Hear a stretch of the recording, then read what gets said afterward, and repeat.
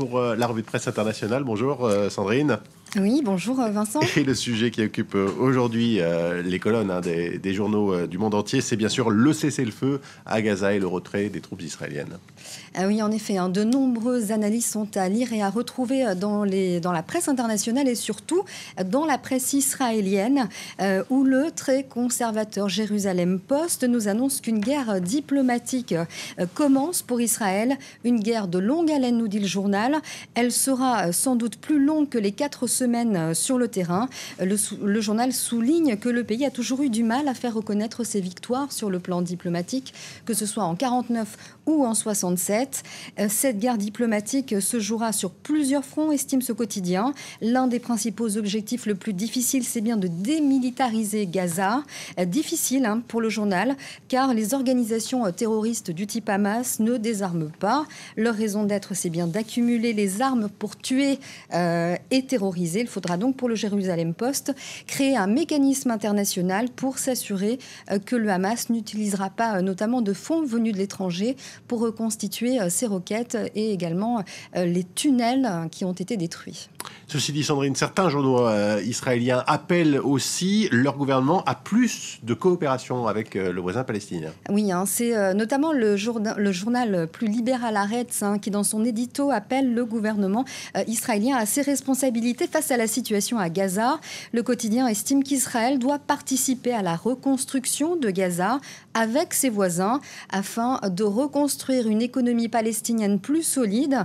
Et cette situation sera alors le rempart à de nouvelles violences. Il faut donc aussi envisager la levée du blocus sur Gaza pour ce journal, la réouverture des postes frontières ou encore la construction d'un port à Gaza.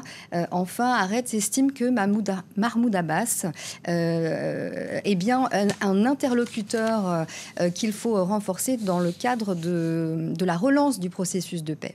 Un conflit entre Israël et la bande de Gaza qui provoque aussi une crise politique bien loin de là. Oui, une crise politique qui se passe actuellement en Grande-Bretagne et elle est à la une des quotidiens britanniques. Exemple ici, The Independent. Alors vous le voyez, elle s'appelle Saïda Warsi. C'est la première femme musulmane à être secrétaire d'État au Royaume-Uni. Elle est en charge des affaires religieuses. Eh bien, elle vient tout simplement de claquer la porte du gouvernement à cause de la gestion de cette crise à Gaza par David Cameron. Elle juge notamment la position du gouvernement moralement indéfendable. David Cameron n'a en effet pas condamné fermement les bombardements israéliens. Warsi alimente ainsi la rébellion au sein de son parti, les Tories, un mutisme de David Cameron qui est également critiqué par les travaillistes, par son camp, mais aussi par les travaillistes. Et puis je vais vous laisser regarder le cartoon de The Independent. On y voit notamment Saïda Warsi prendre la porte en disant « Voilà une réponse proportionnée ». Rien à voir, vous le voyez, avec la réponse de David Cameron qui apparaît avec une fermeture éclair sur la bouche. Et vous le savez, qui ne dit mot consent, dit le dicton. Une situation qui est également dépeinte par le Guardian avec humour dans un dessin avec ce titre « Backbone », littéralement colonne vertébrale.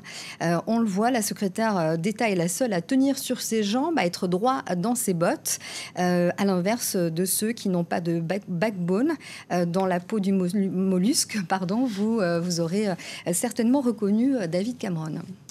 Autre sujet, autre dossier auquel s'intéresse la presse internationale ce matin, la lutte contre le virus Ebola. Oui, et l'un des pays qui se montre particulièrement inquiet face à cette épidémie d'Ebola, c'est la Chine. La Chine qui a connu le SRAS notamment en 2003. La Chine qui redoute cette contagion du virus. Dans son édito, le China Daily en appelle ainsi à des efforts conjoints de la communauté internationale pour éradiquer ce problème.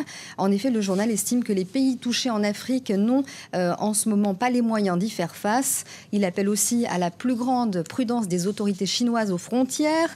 Il faut qu'elles s'assurent que chacun des voyageurs est bien informé de la procédure pour signaler les cas d'infection, des protections à prendre, car ce journal estime que le taux de mortalité du virus peut atteindre les 90%. Ça, c'est dans le China Daily. Ceci dit, Sandrine, il n'y a pas que la Chine qui redoute l'entrée du virus sur son territoire. Oui, on le sait. Il y a aussi les États-Unis. Depuis que 2 personnels soignants sont revenus infectés pour se soigner, ils ont été placés en quarantaine à Atlanta. De quoi générer une véritable psychose outre-Atlantique. Là-bas, le très sérieux Washington Post, désormais, il invite les lecteurs à faire la part des choses.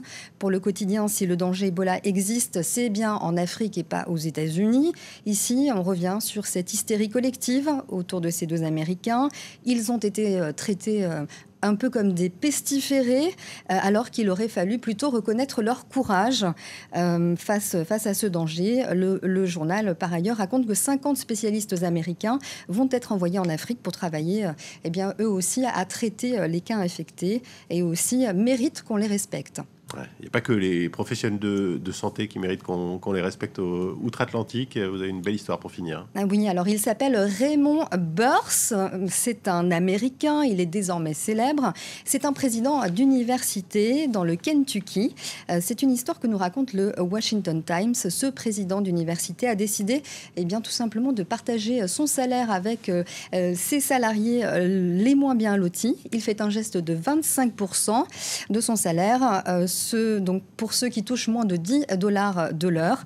Donc, tout cela à la fin de l'année, ce professeur d'université touchera quand même près de $260 000.